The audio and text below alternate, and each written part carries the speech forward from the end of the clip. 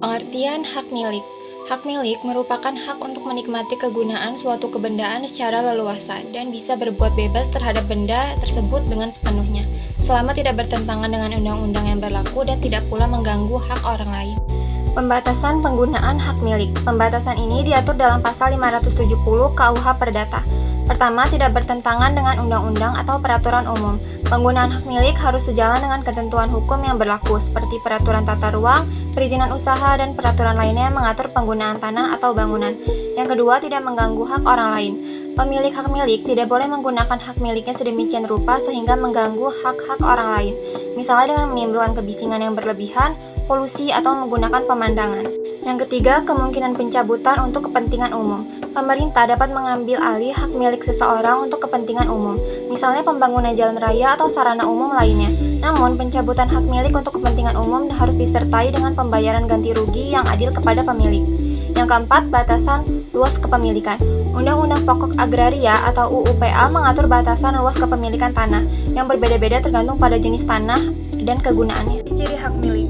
Yang pertama, turun-temurun. Hak milik dapat diwariskan kepada ahli warisnya, sehingga hak kepemilikan tersebut akan terus berlangsung dari satu generasi ke generasi berikutnya.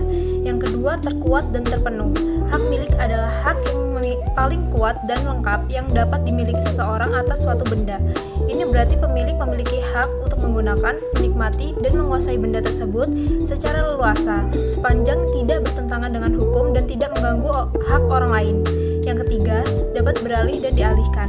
Hak dapat dialihkan kepada pihak lain melalui pewarisan, jual beli, atau cara lain yang dapat diatur oleh hukum. 4. Dapat menjadi jaminan.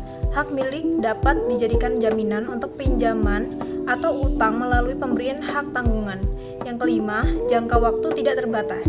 Hak milik tidak memiliki jangka waktu, artinya hak kepemilikan akan terus berlangsung selamanya, kecuali jika hak tersebut hilang karena alasan tertentu, seperti pembebasan demi kepentingan umum atau benda tersebut musnah. Pengertian hak milik bersama. Hak milik bersama adalah kepemilikan suatu barang oleh dua orang atau lebih secara bersama-sama.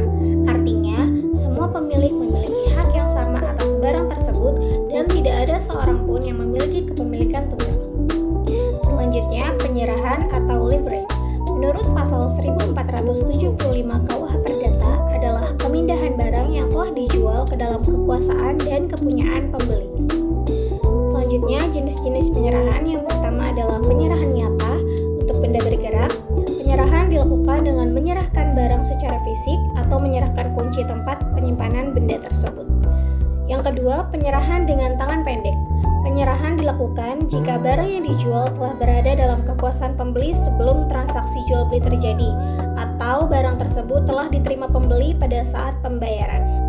Yang ketiga, penyerahan yuridis. Untuk benda tidak bergerak, penyerahan dilakukan melalui pengumuman akta yang bersangkutan dengan cara seperti yang ditentukan dalam pasal 620 KUH Perdata.